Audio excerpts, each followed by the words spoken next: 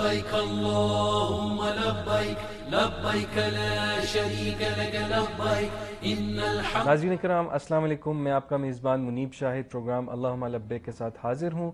ناظرین کرام، پچھلے پروگرام میں ہم نے ایام الحج پہ گفتگو کی، آج ہم ایام التشریق پہ گفتگو کریں گے۔ ایام التشریق یعنی 11، 12، 13 ذی الحجہ کے ایام ہیں۔ ہمارے ساتھ موجود ہیں ڈاکٹر سمیع اللہ زبیری صاحب، آپ اسسٹنٹ پروفیسر ہیں اور اسلامک اسکالر ہیں۔ ان کے ساتھ موجود ہیں مولانا ابو بکر صاحب، آپ خطیب اور لیکچرر ہیں۔ ڈاکٹر سمیع اللہ زبیری صاحب، سب سے پہلے میں آپ سے سوال کروں گا کہ ایام التشریق کی فضیلت کیا ہے اور آپ نبی صلی اللہ علیہ وسلم نے ان ایام کو کس طرح گزارنے کی رہنمائی کی ہے؟ جی ایام تشریق جو ہیں وہ 11، 12 اور 13 جی ذی الحجہ کے ایام ہیں۔ نبی کریم صلی اللہ علیہ وسلم نے ان کی بہت فضیلت بیان کی ہے۔ آپ علیہ السلام نے فرمایا افضل ایام الدنیا یوم النحر ثم یوم القر، کہ دنیا کے سب سے افضل ایام میں 10 ذی الحجہ ہے اور پھر 11، ایک تو اس میں آ گیا جی یوم القر، جب سب لوگ قرار پکڑ جاتے ہیں، سٹے کرتے ہیں، آرام سے ہو جاتے ہیں، حج کی اکثر چیزوں سے فارغ ہو جاتے ہیں، صحیح، اور وہ اس میں ایام تشریق 11 سے شروع ہو جاتا ہے۔ ٹھیک، تشریق کا مطلب ہے بلند کرنا، اوپن کرنا، ظاہر کرنا، پرومیننٹ کرنا، صحیح، کیونکہ زمانہ جاہلیت میں لوگ قربانیوں کا گوشت سکھانے کے لیے دھوپ میں رکھ دیتے تھے، یشقان یشرقون الاضاحی، صحیح، اس وجہ سے ان کا نام ایام تشریق ہی رکھ دیا گیا، اور شریعت اسلام نے بھی اسی اصطلاح کو آگے چلایا۔ صحیح، اور اس کی فضیلت میں ذکر ہے وَاذْكُرُوا اللَّهَ فِي أَيَّامٍ مَّعْلُومَاتٍ، اللہ ایام معدودات، 203 نمبر آیت سورۃ البقرہ میں، کہ اللہ تعالیٰ کو یاد کرو گنتی کے ان چند دنوں میں، یہ 11، 12 اور 13 ہے، صحیح، یہ ایام تشریق ہیں۔ فَمَن تَعَجَّلَ فِي يَوْمَيْنِ فَلَا إِثْمَ عَلَيْهِ وَمَن تَأَخَّرَ فَلَا إِثْمَ عَلَيْهِ لِمَنِ اتَّقَى فَلَا إِثْمَ عَلَيْهِ لِمَنِ اتَّقَى۔ صحیح، تو وہ یہ ہے کہ 2 دن آپ منا کے قیام کے 2 راتیں یا پھر 3 کر لیں، جس نے زیادہ تقوی حاصل کرنا ہے وہ ایام تشریق ہے، جن میں آپ کم از کم 2 نائٹس جو ہیں وہ وہاں پہ سٹے کرتے ہیں۔ ٹھیک، اور اسی طرح نبی کریم صلی اللہ علیہ وسلم نے فرمایا یوم عرفہ و یوم النحر، یوم عرفہ و یوم النحر و ایام تشریق عیدنا اہل الاسلام، یہ حدیث ہے۔ آپ علیہ السلام نے فرمایا کہ عرفہ کا دن صحیح، یہ بھی ہماری خوشی کا دن ہے، اور جو نہر کا دن ہے وہ بھی ہماری خوشی کا دن ہے، صحیح، اور یہ تشریق کے 11، 12 اور 13 یہ بھی ہمارے خوش ہونے کے دن ہیں، صحیح، کیونکہ ایک تو مغفرت ملتی ہے، اپنے گناہوں کی معافی، جنت میں داخلہ، اللہ کی رضا، اور دوسرا کھانے پینے کا بھی موقع ملتا ہے۔ پھر ایک فرمایا ایام تشریق ایام اکل و شرب و ذکر اللہ عز وجل، ابو داؤد شریف کی حدیث ہے۔ پیغمبر علیہ السلام نے فرمایا کہ ایام تشریق 11، 12 اور 13 جی، یہ کھانے کے دن ہیں، پینے کے دن ہیں، اور اللہ کا ذکر کرنے کے دن ہے، اور اس میں کھانا اور پینا بھی اللہ کا ذکر ہے، صحیح، یہ ایام تشریق کی فضیلت ہے۔ صحیح، اور اس میں پھر آپ چونکہ 11 کو آپ پھر وہاں چلے جاتے ہیں، شام کو مینا میں، صحیح، مینا میں رات وہاں گزارتے ہیں، 12 کی تاریخ ہو جائے پھر آپ صبح نفلی کام جو بھی کرنے ہوں، عبادت کرنے کر سکتے ہیں۔ ابو بکر صاحب، میں آپ کی طرف آتا ہوں، کیونکہ ایام التشریق میں رمی بھی کرنی ہوتی ہے، اس رمی کی کیا صورت ہوگی؟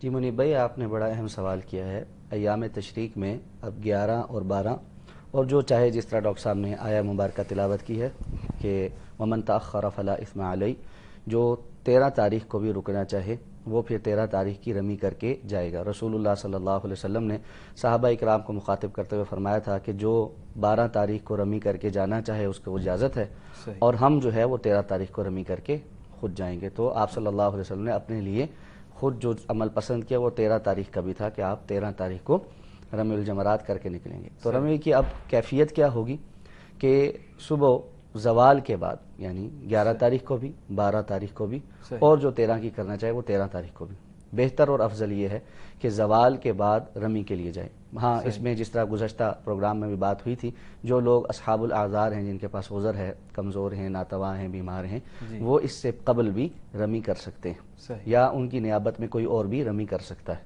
صحیح، اب رمی کرنی کس طرح ہے کہ آپ نے سب سے پہلے جمرہ پہ جانا ہے۔ رسول اللہ صلی اللہ علیہ وسلم پہلے جمرہ کو 7 کنکریاں مارتے تھے، جس طرح ہم نے پہلے کچھ احتیاطی تدابیر ذکر کی تھی کہ جیسے آپ جمرہ پہ پہنچیں، رش میں نہ پھنسیں، تھوڑا سا آگے جائیں، اور جمرہ کی جو دوسری سائیڈ ہے جہاں پر رش کم ہوگا وہاں سے آرام سے ایک ایک کر کے ہر کنکری کے ساتھ بسم اللہ اللہ اکبر کہیں، اور وہ کنکر جو ہے وہ جمرہ پہ مارتے ہیں۔ اس طرح جب آپ 7 کنکر مکمل کر لیں گے تو رسول اللہ صلی اللہ علیہ وسلم پہلے جمرہ کے دائیں جانب کو جاتے صحیح. تھوڑا آگے جا کر کھڑے ہوتے, قبلہ رخ ہوتے اور پھر دعا کرتے, اور لمبی دعا کرتے. تو یہ سنت ہے کہ انسان پہلے جمرہ کو کنکریاں مارنے کے بعد دائیں جانب کو, رائٹ سائڈ کو جا کر تھوڑا آگے قبلہ رخ ہو کر کھڑا ہو. یہ ضرور خیال کیجئے اس کھڑے ہونے میں پیچھے سے آنے والے حجاج کا راستہ نہ منقطع ہو, ان کا راستے میں آپ نہ کھڑے ہو جائیں, تھوڑا سائیڈ پر کھڑے ہوں تاکہ آپ کسی کے لیے تکلیف کا سبب نہ ادھر ایک اور سوال بھی یہ آتا ہے کہ اگر کوئی شخص رمی کرتا ہے اور اس کا حجر جو ہے, اس کا جو پتھر ہے وہ دیوار تک نہیں پہنچ پاتا, تو اس کے لیے کیا ہے؟ جی, اسی لیے بہتر تو یہ ہے کہ کچھ اضافی کنکریاں اپنے پاس رکھے.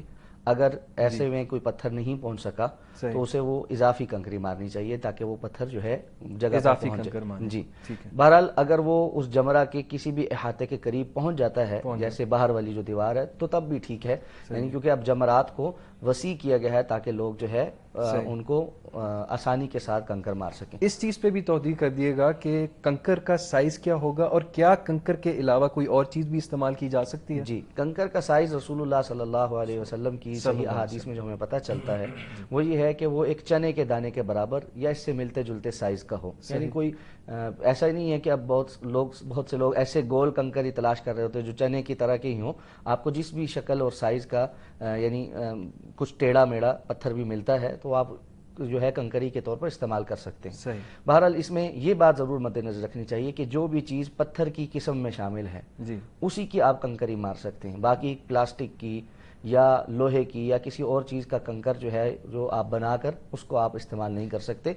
اور اس میں نہ ہی کوئی اور ایسی چیز اٹھا کر غصے میں مارنی چاہیے. جس طرح بسا اوقات دیکھا گیا بعض لوگ جذبات میں آ کر کہ یہ شیطان ہے, کوئی جوتا مار رہا ہے, کوئی کچھ چیز اور مار رہا ہے, اور کچھ ساتھ میں کچھ بول رہے ہیں, اس کو گالم گلوچ کر رہے ہیں. یہ ساری چیزیں حج کی اس عبادت کے منافی ہیں. تو ایسے میں آپ کو 7 کنکر اس کو مارنے ہیں, پھر دعا کرنی ہے, پھر دوسرے جمرہ پہ جانا ہے درمیانے والے پہ, وہاں پر اسی طرح 7 کنکر مارنے. اب پہلے میں آپ دائیں جانب رکے تھے, اس میں بائیں جانب مسنون ہے کہ آپ صلی اللہ علیہ وسلم بائیں لیفٹ سائڈ پر جا کر کھڑے ہوئے, قبلہ رخ ہوئے, پھر آپ نے دعا مانگی, اور پھر اس کے بعد آپ تیسرے جمرہ پہ جائیں گے. یہ جمرہ عقبہ ہے جس کو آپ نے پہلے دن کنکریاں ماری تھی. جی بالکل. آج اب جس کو بڑا شیطان, جو بڑا شیطان بھی کہتے ہیں اس کو, یہاں پر آپ نے پھر 7 کنکریاں اسی طرح مارنی ہیں.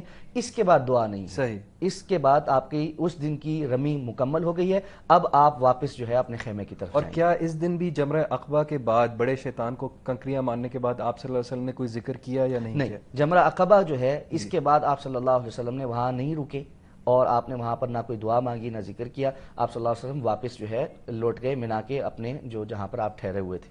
تو ایسے میں آپ جو ہے واپس اپنے خیمے کی طرف لوٹ آئیں. ہاں, جو باقی آپ نے منا کے اندر جس طرح کے ڈاکٹر صاحب نے بیان کیا کہ اللہ کے رسول نے فرمایا ایام تشریق ذکر کے ایام ہیں, ان کے اندر آپ نے کثرت کے ساتھ اللہ کا ذکر جو کرنا ہے اور نمازیں وہاں پر پڑھنی ہیں, وہ آپ نے اپنے اعمال اسی طرح جاری رکھنا. صحیح. ناظرین کرام, ایک بریک لیتے ہیں. ناظرین کرام, ویلکم بیک. ایام التشریق کے بارے میں گفتگو ہو رہی ہے. ڈاکٹر سمیع اللہ زبیری صاحب, میں آپ کی طرف آؤں گا. ایام التشریق جیسے آپ نے ذکر کیا کہ اللہ تعالیٰ کے ذکر کرنے کے ایام ہیں. منی میں حجاج کرام موجود ہیں, اور منی کا مکہ یعنی کہ مسجد حرام سے اتنا زیادہ فاصلہ نہیں ہے. تو کیا حجاج کرام منی سے دن کے دوران طواف کرنے کے لیے جا سکتے ہیں, نفلی طواف ادا کرنے کے لیے؟ جی بالکل, بہت اچھا سوال اس لیے ہے کہ عام طور پہ پھر لوگ پوچھتے ہیں اب کیا کریں. بالکل, باہر نکل جائیں. پہلی بات تو یہ ہے کہ منی سے باہر زیادہ جانا نہیں چاہیے. مستحب یہ ہے کہ اس کی رات کے ساتھ دن بھی وہاں ٹھہرا جائے, یہ بھی مستحب ہے. اچھا. اور اگر کوئی جانا چاہے نفلی عبادات کے لیے صبح کے وقت وہ جا سکتا ہے. طواف سے افضل کوئی عبادت نہیں ہے.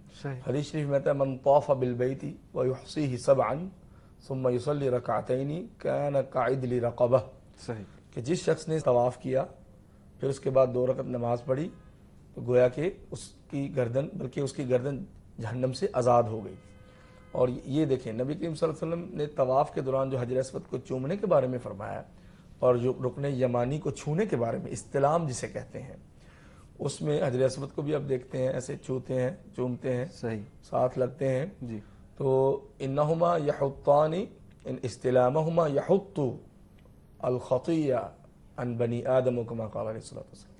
انسان جب اس کو چھوتے ہیں, رکن یمانی کے پاس سے گزرتے ہیں, بالکل, اور جب استلام کرتے ہیں, دونوں کو چھونا, استلام کرنا, ٹچ کرنا محبت سے, یہ گناہوں کو جھاڑ کے رکھ دیتا ہے. یہ بھی طواف کے دوران ہی ممکن ہے کیونکہ ہر چکر پہ آپ نے حجر اسود کے پاس تو ٹھہرنا ہے.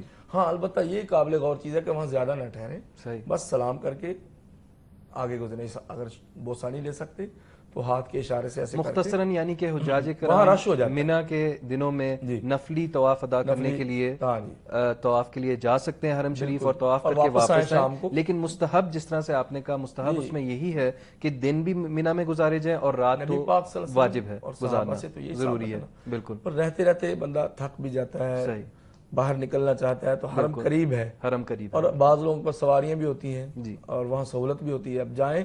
ہاں یہ بھی سنت ہے کہ صحابہ کرام ایک دن میں ایک طواف کیا کرتے تھے, یعنی 7 ٹائمز جو سرکمبولیشن ہے, چکر ہے, وہ 7 مل کے ایک طواف ہو گیا نا. بالکل, ایک طواف کاؤنٹ ہو گیا. پھر یہ بھی ہو سکتا ہے کہ نماز سے پہلے آپ نے 4 چکر لگائے, پھر تھک گئے, بیٹھ گئے, پانی پیا, نماز پڑھ کے پھر 3 پورے کر. ٹھیک ہے, کیونکہ ایام التشریق, بالکل ٹھیک ہے. ابو بکر صاحب میں آپ کی طرف آؤں گا کیونکہ ایام التشریق کے بارے میں گفتگو ہو رہی ہے. ایام التشریق میں کرنے والے ذکر, عبادات اور ان ساری چیزوں پہ ہم گفتگو کر رہے ہیں. جن لوگوں نے قربانی نہیں دی, جو لوگ قربانی نہیں دے سکے, کیا وہ لوگ ایام التشریق میں اپنے روزے رکھ سکتے ہیں؟ جی, جیسے کہ گزشتہ پروگرام میں بھی اس حوالے سے گفتگو ہوئی تھی کہ جو لوگ قربانی نہ کر سکتے ہوں, حج کی یہ قربانی نہیں دے سکے, جنہوں نے حج تمتع کیا یا حج افراد کیا اور ان کے پاس اتنی وسعت نہیں تھی کہ وہ قربانی کر سکے, انہیں 10 روزے رکھنے ہیں, جن میں سے 3 روزے انہیں حج کے اس مہینے میں یعنی ایام میں رکھنے ہیں, اور 7 جو ہے وہ واپس اپنے وطن آ کر رکھنے. تلک عشرۃ کاملہ, قرآن کہتا ہے یہ 10 کی تعداد پوری ہو جائے گی. تو اس میں جو 3 روزے انہوں نے رکھنے ہیں یہ ایام تشریق میں رکھے جا سکتے ہیں. یہاں پر یہ بات ضرور یاد رکھیے کہ ویسے عموماً باقی لوگوں کے لیے جو حج پر نہیں ہیں, رسول اللہ صلی اللہ علیہ وسلم نے ایام تشریق میں روزہ رکھنے کی ممانعت کی ہے, لیکن یہ خصوصی استثناء ان لوگوں کو حاصل ہے جو ایام تشریق میں اپنے حج کے قربانی نہ ہونے کا فدیہ دینا چاہتے ہوں, تو وہ 3 روزے ان ایام تشریق میں رکھ سکتے ہیں. صحیح.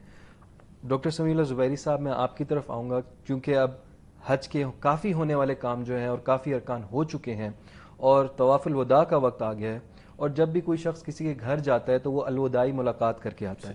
اسی طرح طواف الوداع بھی ایک الوداعی ملاقات ہے, تو طواف الوداع پہ ایک روشنی ڈالیے گا کہ اس کو کس طرح سے کیا جائے. جی, یہ حضرت عبداللہ ابن عباس کی حدیث ہے کہ لا ينفرن احدکم الا ان يكون آخر عہدہ بالبیت. صحیح. نبی کریم صلی اللہ علیہ وسلم نے فرمایا کہ تم میں سے کوئی بھی واپس نہ جائے حج سے جب تک کہ آخری ملاقات اس کی بیت اللہ میں نہ ہو, یعنی آخری کام اس کا بیت اللہ میں ہو, یعنی طواف ہو. یہ تو حدیث ہے اور یہ واجب ہے. صحیح, یہ واجب ہے, اس کے بغیر آپ کا حج مکمل نہیں ہوتا. یہ واجب ہے اور یہ پتہ ہے ظاہر ہے واجب آپ چھوڑ نہیں سکتے. دوسرا یہ کہ آخری کام ہونا چاہیے, اس کے بعد آپ رشتہ داروں سے ملنے, دوستوں سے ملنے, شاپنگ کرنے پھر نہیں جا سکتے. صحیح. اگر آپ جانا چاہیں تو پھر آپ کو دوبارہ یہ طواف وداع کرنا پڑے گا کیونکہ یہ پھر آخری نہیں رہا. بالکل, اس کے لیے شرط یہ ہے کہ آخری کام یہ ہو. اچھا. ہاں البتہ یہ ہے کہ آپ اس کے بعد سفر کی تیاری میں لگ گئے, 2-4 چیزیں خرید لی, کھانا خرید لیا, کپڑے خرید لیے, وہ اس کو خراب نہیں کرے گا کیونکہ وہ آپ سفر کی تیاری میں لگے ہوئے ہیں. تو سفر کی تیاری بھی سفر شمار ہوتی ہے. بعض لوگ مدینہ بھی جاتے ہیں, تو کیا ان کے لیے طواف الوداع کافی ہوگا یہ والا, یا ان کو آ کے پھر اگر آئیں گے تو پھر تو وداع نہ ہوا نا. جی, پھر واپس آئیں گے تو پھر جب بھی مکہ چھوڑنا ہے, چاہے 10 دفعہ آپ کے ساتھ یہ ہو گیا, صحیح, مکہ چھوڑنا ہے تو وہ وداع تو کرنا پڑے گا. صحیح. وداع از لاسٹ تھنگ, ٹھیک ہے, وائل اسٹیئنگ ان مکہ. صحیح. ابو بکر صاحب میں آپ کی طرف آؤں گا کیونکہ طواف کے بارے میں ہم نے پھر سے گفتگو کی اور اس سے پہلے بھی طواف الحج پہ بھی ہم نے بات کی, تو اس پہ بھی ذرا بتا دیے گا کہ کیا طواف الوداع کے ساتھ کوئی سعی ہے یا نہیں. جی, یاد رکھیے طواف وداع حج کے ارکان میں سے آخری رکن ہے. جس طرح کہ ڈاکٹر صاحب نے فرمایا یہ آخری واجب رکن ہے, جس کو ادا کر دیا تو حج اب بالکل مکمل ہو گیا. اس کے بعد کوئی سعی نہیں ہے.